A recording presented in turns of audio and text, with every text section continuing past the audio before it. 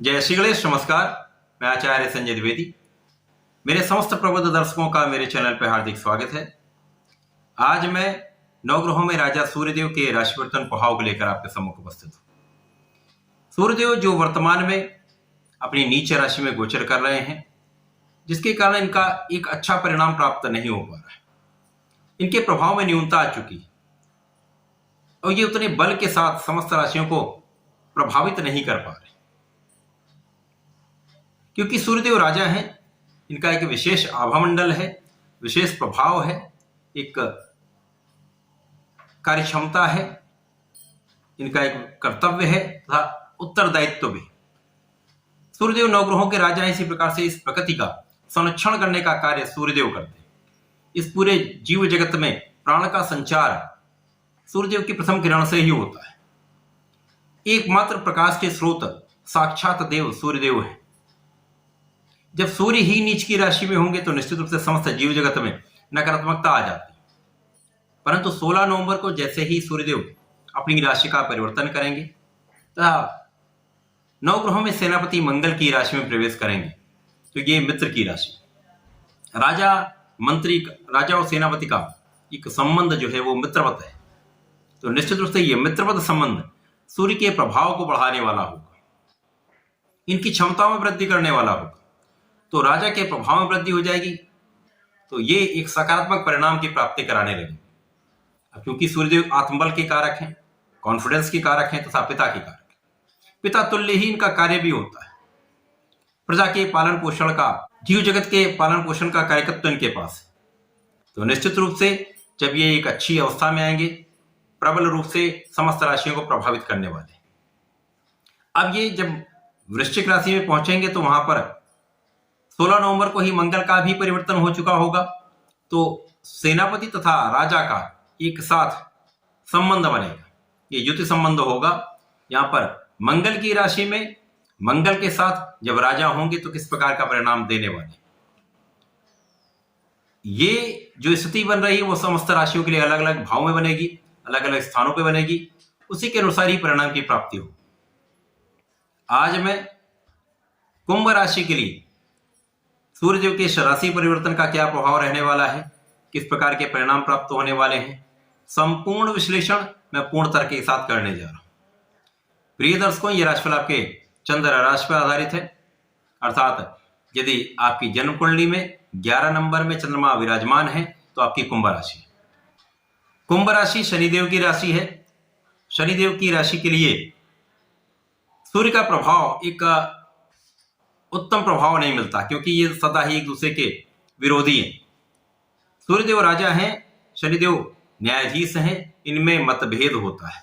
यद्यपि यहाँ पर पिता पुत्र का संबंध है, तो पिता का जो कर्तव्य है, पिता का जो उत्तरदायित्व है, सूर्यदेव उसको पूरा करेंगे। इसी प्रकार से जो पुत्र का कर्तव्य है, पुत्र का उत्तरदायित्व है, वो शनिदेव पूरा करेंगे।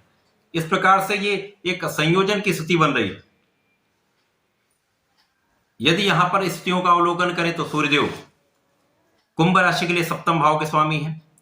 सप्तमेश का गोचर कर्म भाव में प्रारंभ हो रहा है, दसम भाव में प्रारंभ हो रहा है, जहां पर सूर्यदेव को दिग्बल प्राप्त हो जाता है। निश्चित रूप से यह अत्यंत प्रबल स्थिति है। यहाँ पर मित्र की राशि में भी होंगे, केंद्र के भाव में होंगे। जैसा कि ज्योतिषीय नियम है, जब भी कोई ग्रह केंद्र के भाव में होता तो सर्वाधिक प्रभावी होता है, सबसे अच्छा लाभ देता है। उसके पश्चात ये सूर्यदेव हैं, जहां पर इनको दिशाबल प्राप्त हो जाएगा, तो इनके प्रभाव में कई सौ गुना वृद्धि हो जाएगी। इसी प्रकार से जब ये मित्र की राशि में होंगे तो सबसे सकारात्मक परिणाम देने वाले। बहुत लगभग 1 माह के पश्चात सूर्यदेव का जो परिवर्तन हो रहा है वो अत्यंत प्रबल अवस्था में कुंभ राशि के लिए हो रहा है, जहां पर ये दसम भाव में होकर सर्वाधिक शुभ प्रभाव देने वाले। जिस समय में सूर्यदेव का ये मंगल के साथ गोचर चल रहा होगा, उसी समय पे बुध का भी गोचर दसम भाव में ही होगा। तो निश्चित रूप से कुंभ राशि के लिए अत्यंत श्रेष्ठ समय है। यहाँ पर त्रिग्रही योग का निर्माण आपके दसम भाव में होना आपको सर्वाधिक लाभ देने वाला है। यहाँ पर आपके कार्यक्षेत्र में वृद्धि होगी, आपका कार्यक्षेत्र बढ़ेगा, आपके कार्यक्षेत्र में आपको संपूर्ण सफलता मिलने का पूर्ण योग है। लोगों का संपूर्ण सहयोग प्राप्त होगा, प्रशासनिक सेवाओं में है, शासन तंत्र में है, प्रजातंत्र में है, तो यहाँ पर सबसे बड़ा लाभ आपको मिलने वाला है।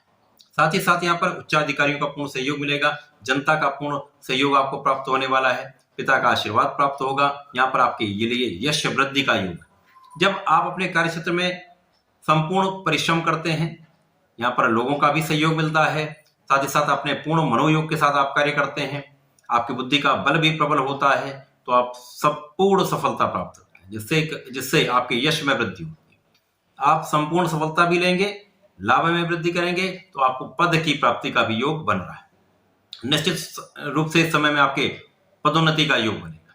जो लोग व्यापार में हैं, व्यवसायिक क्षेत्र में हैं, अपना एक प्रोफेशन है, उसमें भी निश्चित रूप से आपका कार्य क्षेत्र अत्यंत प्रबल हो जाए।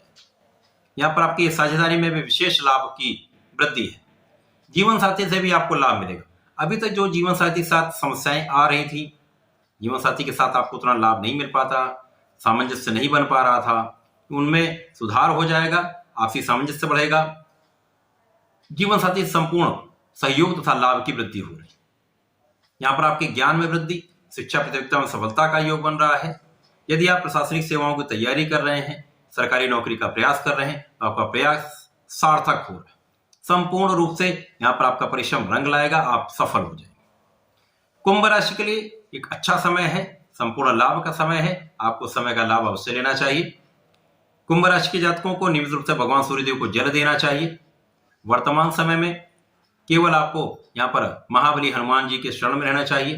प्रत्येक मंगल शनिवार को बाबा का दर्शन करना चाहिए तथा उनके दाएं पैर से थोड़ा सा सिंदूर लेकर अपने मस्तक पर लगाना चाहिए। यदि आप ऐसा करते हैं तो निश्चित रूप से ये समय आपको प्रबल रूप से लाभकारी योग देने वाला है, आपको लाभान्वित करने वाला है, सफलता देने वाला है। तो ऐसा करके इसका लाभ लें। धन्यवाद, नमस्कार।